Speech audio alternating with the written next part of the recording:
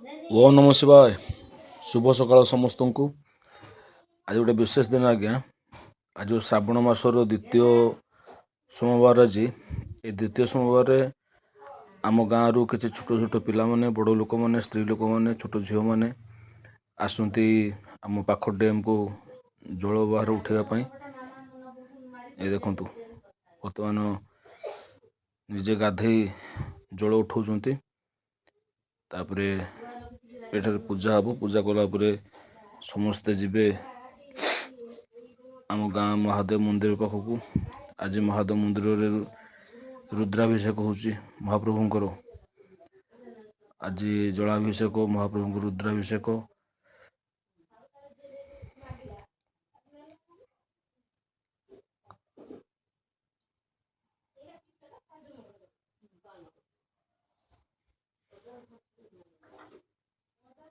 ଆମ ଗାଁରେ ଦେଖନ୍ତୁ ଛୋଟ ଛୋଟ ଝିଅମାନେ, ସ୍ତ୍ରୀ ଲୋକମାନେ ସମସ୍ତେ ଆମର ଏଠି, ମା ଭଉଣୀ, ଛୋଟ ପିଲାମାନେ ସମସ୍ତେ ବର୍ତ୍ତମାନ ଜଳ ବୁଡ଼େଇବା ସରିଯାଇଛି। ବର୍ତ୍ତମାନ ପୂଜା ଚାଲିଛି।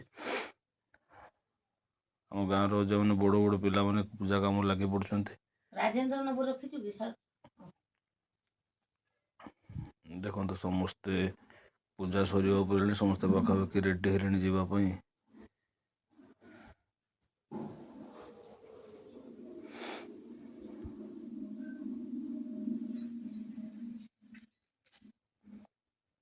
ସତରେ ଆଜ୍ଞା ଶ୍ରାବଣ ମାସର ଗୋଟେ ନିଆରା ପରମ୍ପରା ଇଏ। ମହାଦେବଙ୍କୁ ଜଳାଭିଷେକ କରିବା ବହୁତ ଭାଗ୍ୟର କଥା।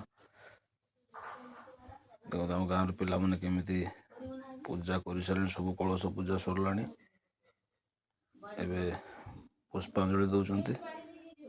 ୟାପରେ ଘଟ ବାନ୍ଧିବେ। ଯିଏ ବାହୁଙ୍ଗିର ନେବା କଥା ନେବ, ଯିଏ ତାର ଯେମିତି ନେବା କଥା ନେବ। ଘଟ ବାନ୍ଧିବେ। ତାପରେ ମହାଦେବଙ୍କ ନାରା ପକାଇ ବାହାରିବେ ସ୍ଥାନରୁ ସମସ୍ତେ।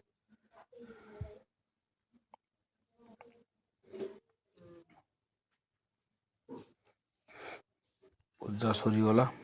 ଏବେ ଦେଖନ୍ତୁ ନିଜ ନିଜର କଳସକୁ ବାନ୍ଧୁଛନ୍ତି ବାହୁଙ୍ଗିରେ।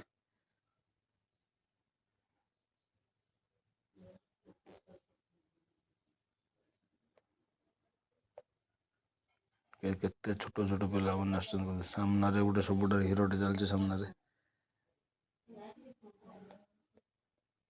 ଯାହା ଆମ ଗାଁରେ ଗୋଟେ ନିଆରା ପରମ୍ପରା ରହି ଆସିଛି। ପ୍ରତ୍ୟେକ ବର୍ଷ ଏଇ ବର୍ଷ ଟିକେ କମ୍ ଲୋକ ହେଇଛନ୍ତି, ନହେଲେ 40-50 ଲୋକ ପ୍ରତ୍ୟେକ ବର୍ଷ ଏହି ଡ୍ୟାମ୍ରୁ ଜଳ ଉଠାଇ ଆମ ମହାଦେବଙ୍କୁ ସ୍ନାନ କରନ୍ତି, ଜଳାଭିଷେକ କରନ୍ତି।